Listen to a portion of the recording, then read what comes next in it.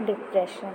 Introduction. Depression is a mood disorder that causes persistent feeling of sadness and loss of interest. It is also called major depressive disorder. The lifetime risk of depression in males 8 to 12% and females 20 to 26%.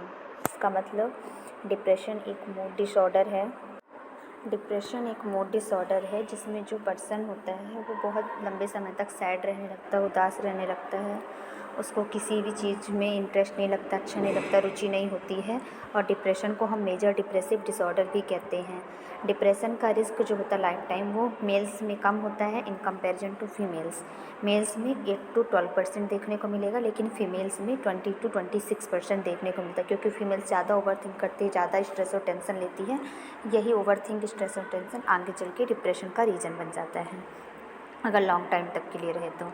Definition क्या है? Depression is a common mental health problem that present with depressive mood, loss of interest, feeling of guilt and poor concentration. मतलब depression एक common mental health problem है जिसमें क्या होता है, mood जो रहता है डिप्रेस रहता है, मतलब एलिवेटेड ना रह के डिप्रेस रहता है, किसी भी चीज़ में इंटरेस्ट नहीं लगता है और अपराध की फीलिंग रहती है, अपराध बोध की फीलिंग रहती है और किसी भी चीज़ में अच्छे से कंसंट्रेट नहीं कर पाता, तो उसे हम डिप्रेशन कहते हैं। डिप्रेशन का क्लासिफिकेशन देखते हैं तो F32 में F30 से F39 तक मूड डिसऑर्डर का होता है, जिसमें F32 डिप्रेशन का होता था। F32 में डिप्रेसिव एपिसोड देखने को मिलेगा, F32.0 में माइल्ड डिप्रेसिव एपिसोड देखने को मिलेगा, मतलब डिप्रेसिव एपिसोड में कि वो माइल्ड होगा, कम होगा। F32.1 में मॉडरेट डिप्रेसिव एपिसोड, मतलब वो मीडियम का होगा, तो उसे मॉडरेट कहेंगे। F32.2 में depressive episode without psychotic symptom, जिसमें साइकोटिक सिम्टम देखने को नहीं मिले, जैसे हेलुसिनेशन, इल्यूजन, डिल्यूजन, अगर ये देखने को नहीं मिलेंगे तो वो विदाउट साइकोटिक सिम्टम वाला डिप्रेशन होगा। F33.3 depressive episode with psychotic symptoms, मतलब ऐसा डिप्रेशन के एपिसोड जिसमें साइकोटिक सिम्टम जैसे कि हेलुसिनेशन, डिल्यूजन, इल्यूजन ये देखने को मिले। F32.8 अदर डिप्रेसिव एपिसोड जैसे कि recurrent depressive episode, persistent depressive episode ये हो सकते हैं। F32.9 में अनस्पेसिफाइड डिप्रेसिव एपिसोड जो कि स्पेसिफिक नहीं है वो F32.9 में आते हैं।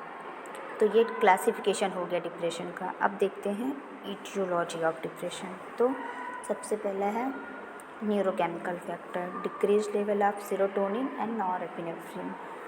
अगर सेरोटोनिन और नॉरएपिनेफ्रिन का लेवल कम हो गया है तो उससे डिप्रेशन हो सकता है। जेनेटिक फैक्टर में studies of identical twin shows that when one twin is diagnosed with major depression the other twin have greater than 70% of chances developing it. Study में ये पता लगाया गया है कि अगर दो आइडेंटिकल मतलब जुड़वा बच्चे जो हैं उनमें से अगर किसी एक को डिप्रेशन डायग्नोस हो चुका है तो जो दूसरा ट्विन है उसको 70% चांसेस है कि उसको भी डिप्रेशन हो सकता है। ये जेनेटिक फैक्टर में हो गया। Brain anatomy, loss of neurons in frontal lobe, cerebellum and basal ganglia has been indicated in depression.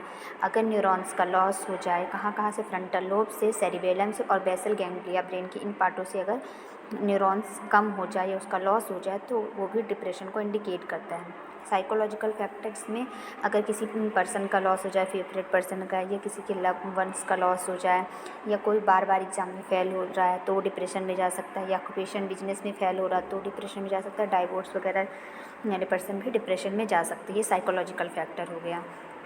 Physical problem में in some people chronic illness can cause which last for long time and usually can not be completely cured. कुछ लोगों में chronic illness से भी हो सकता है depression, जैसे कि जो बहुत लंबे समय तक से बीमार है और वो एकदम पूरी तरह से ठीक नहीं हुए, रिकवर नहीं कर पाए, जैसे कि एड्स, कैंसर के जो पेशेंट होते हैं बहुत लंबे समय से, ये क्रोनिक इलनेस होती है जो लंबे समय से जो पर्सन इन डिसीज से सफ़र कर रहे होते हैं और पूरी तरह से ठीक नहीं हो पाते हैं, तो उनमें भी चांसेस होते हैं कि वो डिप्रेशन में पर्सन जा सकता है। तो ईटियोलॉजी डिप्रेशन में पहला neurochemical factor, genetic factor, brain anatomy, psychological factor और फिजिकल प्रॉब्लम। तो ये हो गया डिप्रेशन का। Thank you.